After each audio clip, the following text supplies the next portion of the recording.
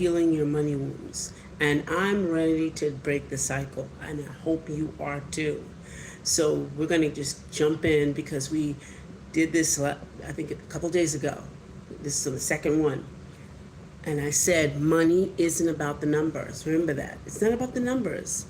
It's really about energy. It's about belief and the wounds we carry from our past. That's it. That's all it's about. So we're going to try to dispel those today, because I know it's Sunday, but we're going to dispel those today because those wounds just don't affect our finances.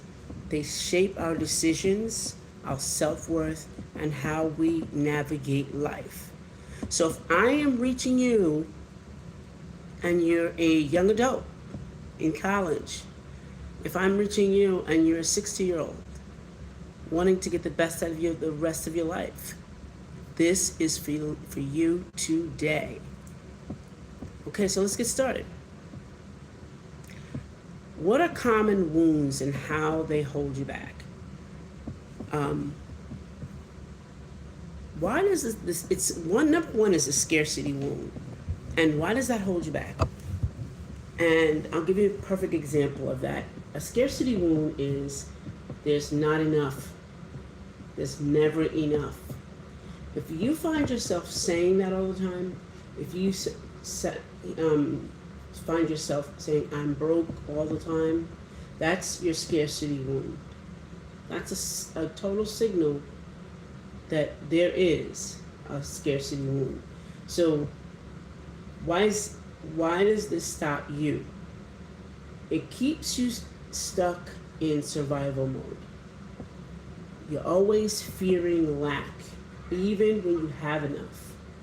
So you may have enough and it may not be enough, and then you're thinking about maybe next month or the next minute or the next hour because you just don't. It's always a thought, I may not have enough, I don't have enough, right? So what are the symptoms? Hoarding money, underspending on yourself, fear of investing in growth. Now, what's the example? You hesitate to charge what you're worth or spend on personal development because what if I run out? That's a thought you have. Hey, SD Hunting and Fishing. Hi, how are you? Thanks for stopping by. And number two, the unworthiness wound. I don't deserve to have money. Now, why does it stop you? It leads to self-sabotage, undercharging, or giving away too much, right? What's the symptoms? Avoiding asking for raises, working extra for free, doing things for free all the time, right? Feeling guilty when you're around, when you're receiving money, somebody gives you something, you say no, thank you, no. If you feel guilty about it, and you stay in low-paying jobs, that's a symptom. So I'm going to give you an example, and maybe this is you, or you can, drop a comment below on what maybe this is something that you hear or you even experience. Like, you work extra hours for free, thinking you must earn the right to be paid well. Do you do things for free? Thinking you're going to earn somebody's ability to give you more money, because if you do it for free, they'll pay you. What do you think? That might be an unworthiness wound. I need you to check that, okay? Third one is the guilt wound. If I have more, others will have less. So why does it stop you? It keeps you under earning to avoid feeling selfish or better than others. What's the symptom? Giving away money recklessly, feeling bad about success. You don't celebrate your successes. You don't really celebrate them, right? Staying small, never thinking big, like you deserve more. never reaching for that high level, you know. Number 4, the fear of loss wound. If I have it, I'll lose it. I know I had that. From my mother. You know, I learned that from my mother. If I have it, I'm gonna lose it, because she taught me as soon as she got money, it was gone, and it wasn't gone on the right things. We always went without. Okay, so why does it stop you? It creates financial anxiety and blocks you from making empowering money moves. I can't tell you how much I did not do this.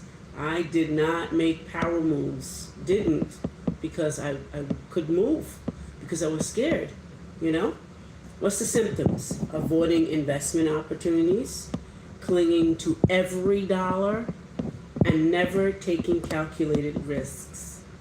I would have never been able to invest in CDs, never been able to invest in, you know, reaching goals with my YouTube, or maybe even with my podcast. I would never have invested in myself to get another life coach, pay that life coach. I would have done that. Never, ever. Okay? But I had to learn, because the fear of loss, if I lost it, I wouldn't get it back. You know? So that's the fear of loss wound. Number 5, the resentment wound. Rich people are bad. Some of them are, some aren't. You know, the ones that flaunt it, they're probably bad.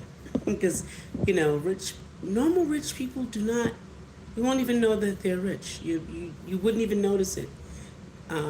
Because they live within their means. And yes, they do enjoy things, but they live within their means, you know, on a regular basis. So why does it stop you? Why does this resentment wound stop you? Subconsciously, it blocks financial success because you associate money with greed or corruption. All right? What's the symptoms? Pushing away wealth, criticizing successful people, refusing to step into financial power. So what does that look like? You rejecting high-paying opportunities, believing making money must come with a moral compromise. Or you staying in the same position. And I know a couple of people who are up in age, in their 50s and 60s, and will not take a higher paying job because they feel that they're at their level and they can't do a supervisory position. And it's higher paying, but they don't think that they can do the job, because only smart, rich people are in those positions that they're being offered. So they miss the opportunities, right? They reject the opportunity. All right. So which money wound are you? Which money wound do you recognize in yourself? Really? Drop in the comments and let me know. Because I know for myself, it took a lot of coaxing for me to get this, to really get this, right? So I know we probably won't, like I just ran off the list, right? We probably won't even recognize that. But there's a deep relationship with money and the wounds we carry. And they often come from childhood or through past experiences. So as an adult, we manifest really bad behaviors, right? So with the scarcity wound, there's never enough. This is the behavior we have. You ready? Make sure you jot this down. Behaviors and patterns that we just do. 1, constantly worry about money, even when we're financially stable. If we don't heal that, we'll continue to constantly think about that. 2, overworking and undercharging due to fear of lack. 3, extreme couponing or hoarding money without enjoying it. 4, feeling guilty when spending on yourself. Saying, I can't afford it, even when you technically can. Does that sound familiar? Here's an example of one of my clients. My client, George, that's a fake name, refused to take vacations, even though he could afford them, because he was afraid of running out of money. Think about that now. Number 2, remember I said the unworthiness wound? We're at that right now. I don't deserve to have money. What are the behaviors and the patterns? Feeling uncomfortable receiving money or gifts. Even hearing somebody say, you look nice, or or something good about you, complimenting you, comes down to that. Unworthiness. Not negotiating for higher pay or undervaluing your work. Not sitting down and negotiating, hey, this is what I'm worth. Or taking less than you're worth, and then resenting every moment of your job. Every moment. Undercharging for services or constantly giving discounts. Sound familiar? Overworking to earn financial security. I know a client of mine, a past client, was at a job for 40 years. And all of a sudden, the 41st, they were laid off. Thought they had financial security, but they didn't. Something to think about. Avoiding financial success out of fear you're not good enough. My past client, fake name, Delilah. She constantly took on extra work without asking for a raise, thinking that she hasn't earned her way yet.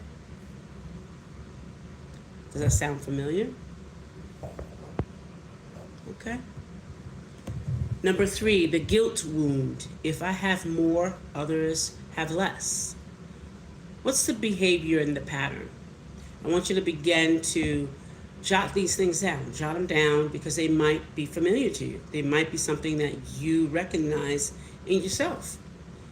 Giving away money impulsively to avoid guilt. Feeling bad about financial success when others struggle. Turning down opportunities that would elevate you financially. Struggling to set boundaries around financial help. Associating wealth with selfishness. My client, Dolores,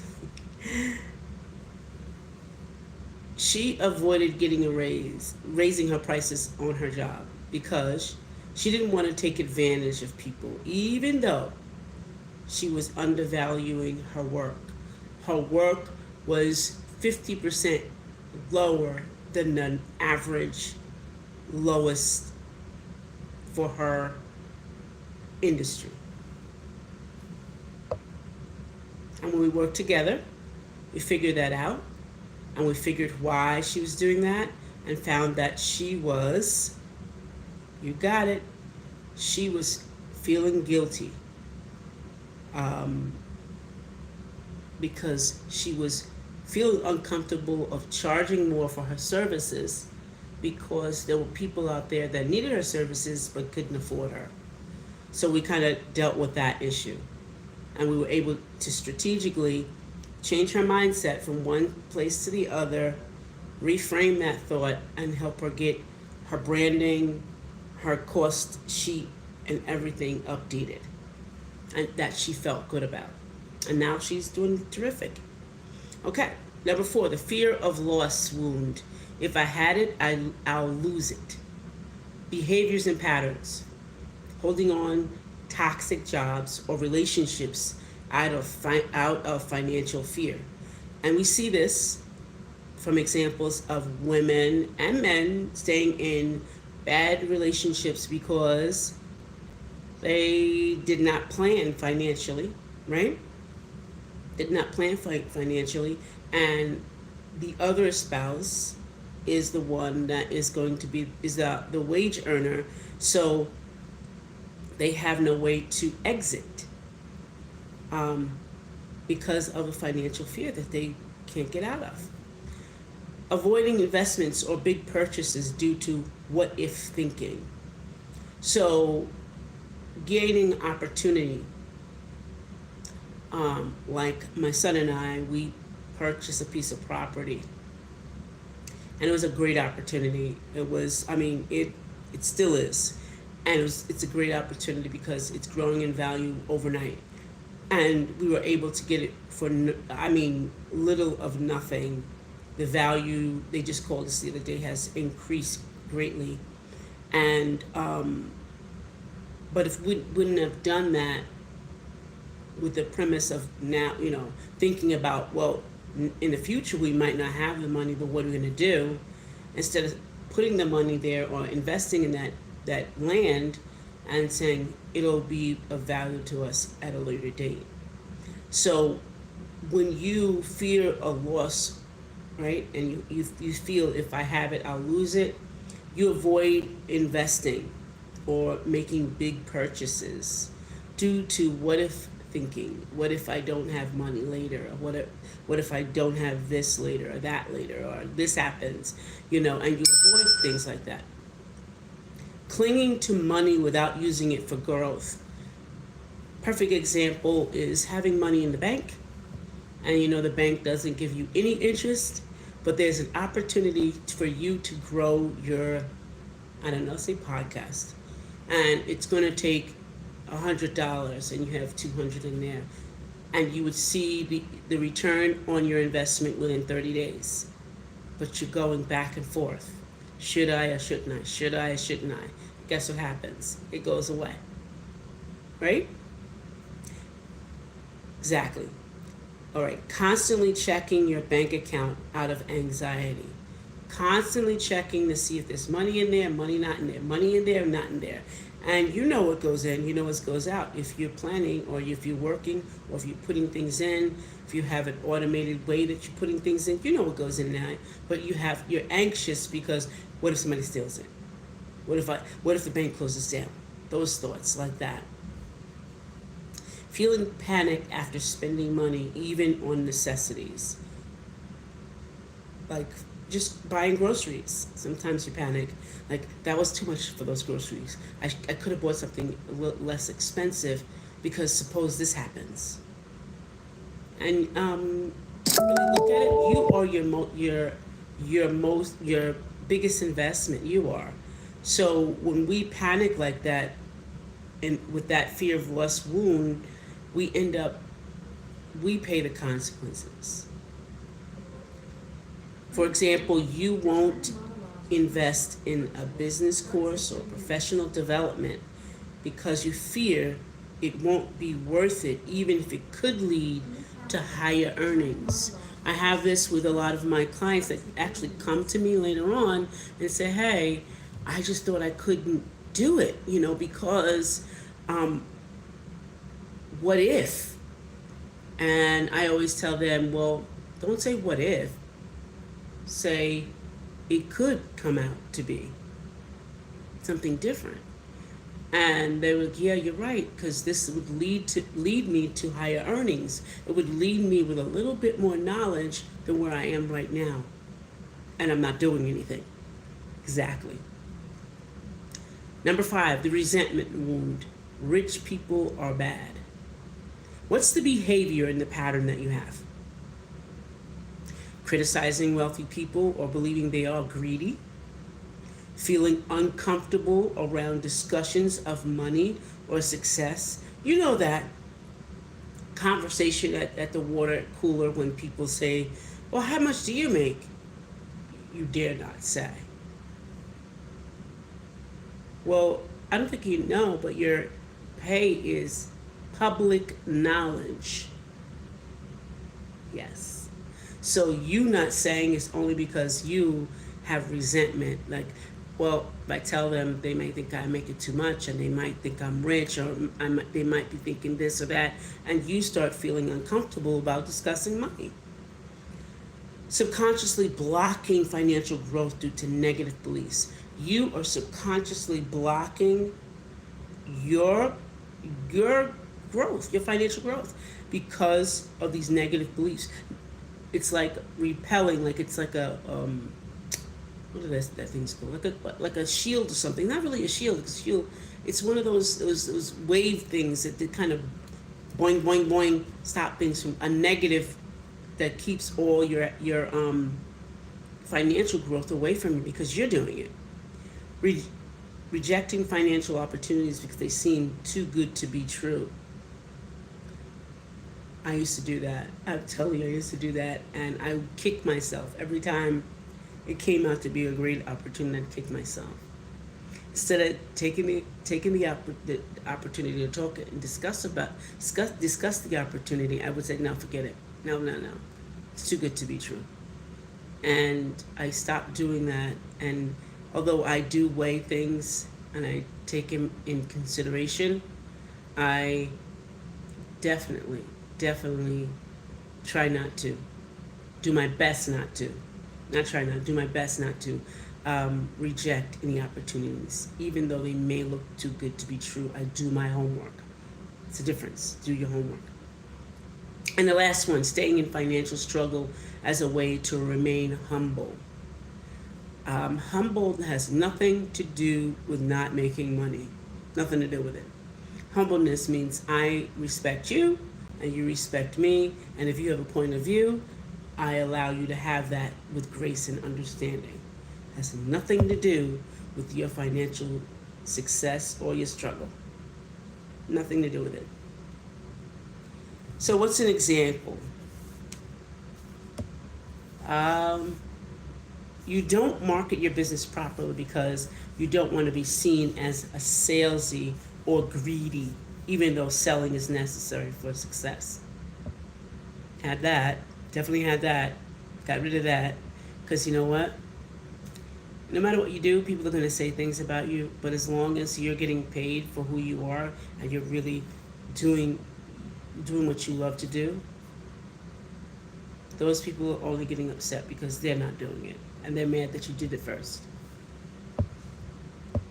So which of these wounds really resonate with you? I want you to drop a comment and let's unpack them together. Let's do that. I know I said a lot today, and I want to make sure that you understand this, because in the beginning I told you in part one my story, and now I want to help you with your journey to break that money wound and shift yourself into abundance. So I do have a free giveaway to all those that are listening. If you would like the Abundant Mindset audiobook, wherever you are, all of the US or anywhere else, I can send you the code. All you have to do is raise your hand, put a hand on the bottom of this comment section, put your hand there, and I will contact you and give you the code for a free audiobook of Abundance Mindset. Just because you hung with me, but I want you to have that, because everything starts in the mindset around money. It shapes your reality, but it doesn't have to stay that way. How you're feeling today doesn't have to stay that way. It doesn't. You can rewrite your money story. Now, the second thing I can help you do is you join me on your 90 days. I'll give you a personal life strategy program just for you. 90 days. That's 6 hours of coaching per month with a deep dive to identify and heal your money wounds. With proven, number one, proven strategies to shift your mindset from lack to abundance. 2, personalized action plan, practical steps to transform your financial habits. 3, accountability and support. Stay on track with expert guidance. And the investment to you is only $330 a month for 3 months. This is when your breakthrough starts. Stop letting your money wounds hold you back.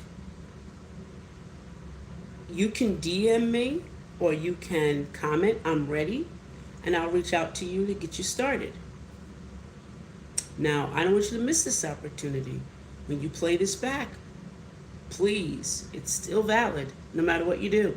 So I hope you got something out of what I said today.